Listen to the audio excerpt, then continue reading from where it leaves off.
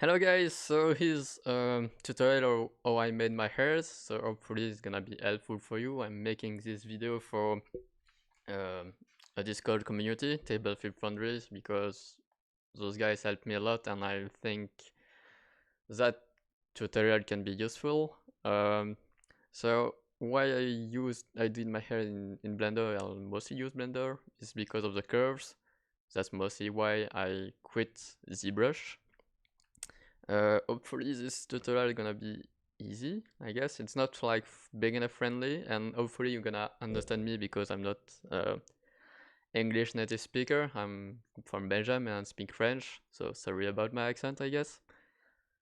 But basically, here's if I take one hairs from her.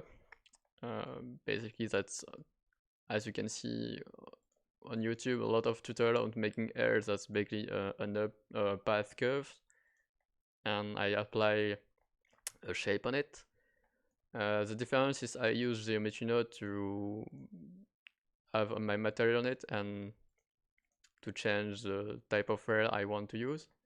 So if I go here, you can see I have different type of rails like that I like to use. Better to get this view.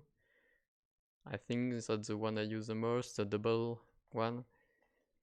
So I'm gonna go through the process of making one asset because I love who can make asset in Blender. Um, so I'm gonna create a new scene, don't save.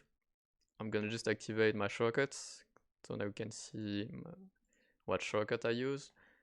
And make sure if you use Geometry Node, if you go to add-ons and tap nodes, you should have node preset and node wrangler activated. So just helpful the helpful tools for you to use.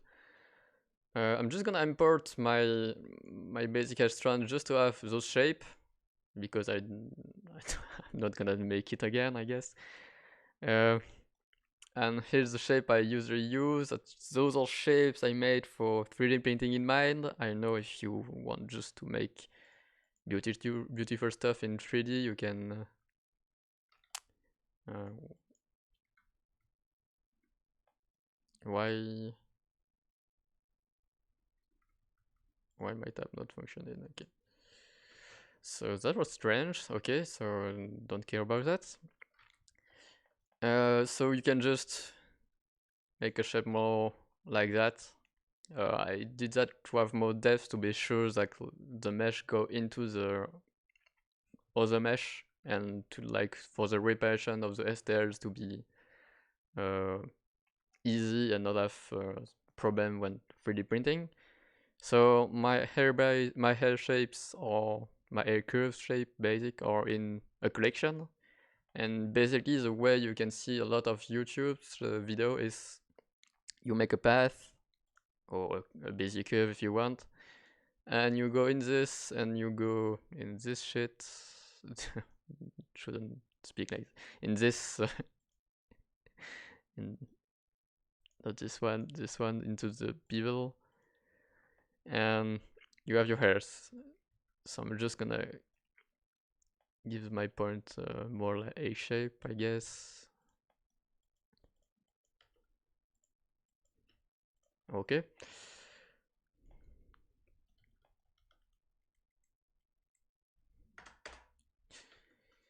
Um, that's not a way that's really useful because if you need one hair strand for each shape, you're gonna have like 8 shape, 10 shape here, 9, my bad.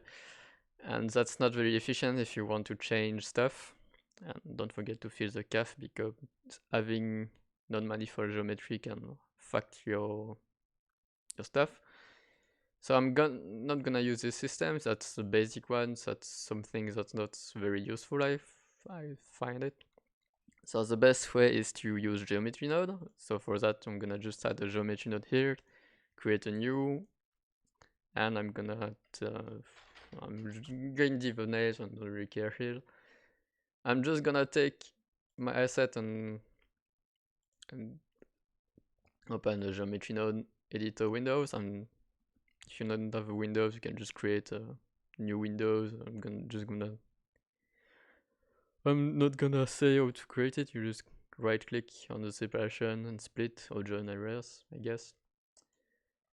So I'm gonna hide this. Yep. The basic of geometry, you have your input and your output. My input is my geometry, of course, and my output is, of course, also my geometry. So if I delete it, delete the link, it's gone. So content right, delete.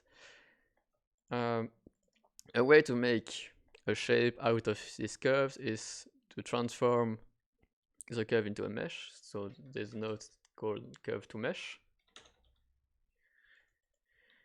And there we can choose the profile curve, so the shape of the curve. You can either drag and drop, for example, here a shape. We're not gonna use it that way, but that's a way. I'm just gonna show it.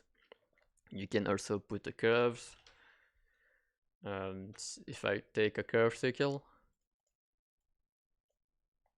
thing like that, and you can choose the radius, but we're not gonna use it. Just I'm gonna fill the gaps. There's a way to use a collection, so you can either drag and drop the collection or create the node collection.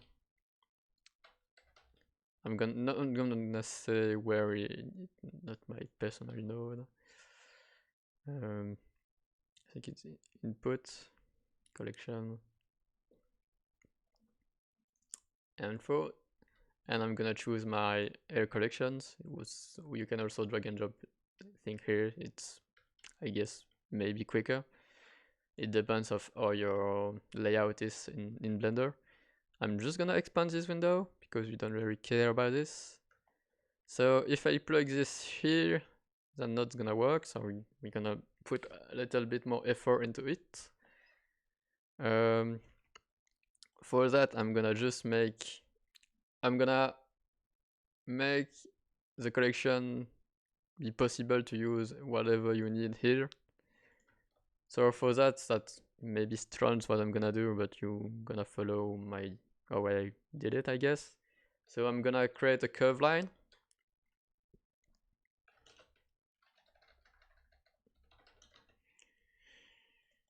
And this one, you don't really care about if I show it, here it is. We don't really care about the line. You just need to exist. So I drag and drop, and here I'm gonna search for a trim resample curve. There are other way to make it, but I like to make it like that. And I'm gonna resample to have only one point on the curve, so there's basically gonna be only one point. And with that, I'm gonna use instance on points. So basically, you're gonna have one instance of that point on that point. So if I connect here, it's just gonna organize my stuff like I like to. If I connect here to instance, you see all my instance in my collections. So what we're gonna do is separate children, so that we're gonna have only one children, pick instance. So this one gonna pick only one child of that collection, and reset the how can I say it, the position. Oh my god, I'm just gonna rename this. My English is a little bit bad today. I mean, it's okay. So what we're gonna do is, here is the node you're gonna choose your instance, your geometry. So if I just take an integer, I don't know how to say it in English, sorry. So here I can choose and pick the different shape, as you can see. So this one, we need it in our outputs. So this one gonna in our input. So this is the one going to input, and here I can choose my hairs. So I just prefer, if I go to my group output, I just prefer to not have negative values here. So and I don't care if I go to higher stuff. You can put a limit if you want, but I don't really care about that.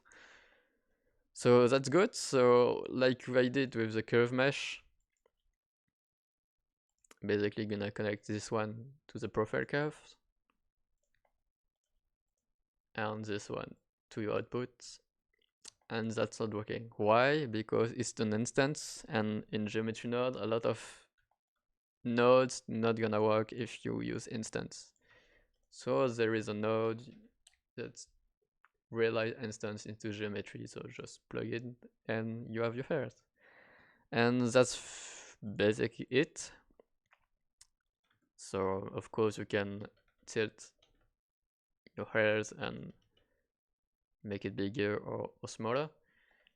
And I think that's what I do. If you are like me, your shape that make your mesh, I'm just gonna pin this in the wrong face rotation. So if I took my face and rotation here, you know, it's red, so it's you need to flip the face. There is a node that flip face, of course, and I like to have my set material here too, so I'm gonna use a set material and plug it into the output. So here, shift click, right click to reroute. So you can reroute stuff like that, but I prefer to use this way and delete those. So you can duplicate your input and just have a cleaner setup. But of course, it's easier at the end like that. So yeah, you have your mesh. You can choose your hairs and you have your materials to choose your colors, and that's basically it. That's a very simple geometry node, but very useful if you're making hair, because you can shape your hairs however you like and use here your slider to change the shape of your hairs. So maybe if you want to make a very small hairs like that, but you don't need to duplicate something else on another shape or go to that stupid stuff, and you can just use this slider to use the hair you want. So hopefully that was useful. Hopefully you could follow it, and hopefully, yeah. So thanks for watching, and maybe for our next video, if you need more tutorials, I know you can find a lot of tutorials on YouTube. I'm just gonna show you some cool stuff you can make with hairs. If I take my asset browser, so one other asset you can make, of course, for hair is like curved hairs. Oh, I took to geometry. Okay. So that kind of curled hairs, you can make also braids. There is a great tutorial on YouTube how to make a braids with math.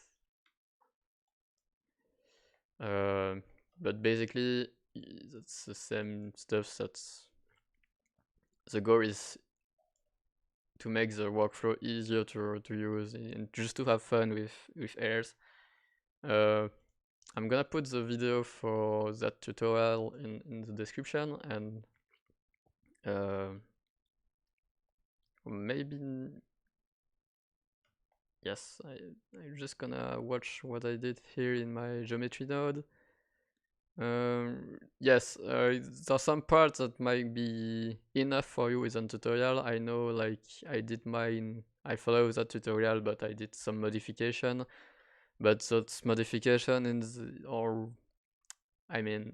advanced stuff. So if you want, I'm gonna help you if you really want to make that. But I think a basic one should be good for you, I guess. So that's it. Thanks for watching, and maybe I see you in another video or another stream.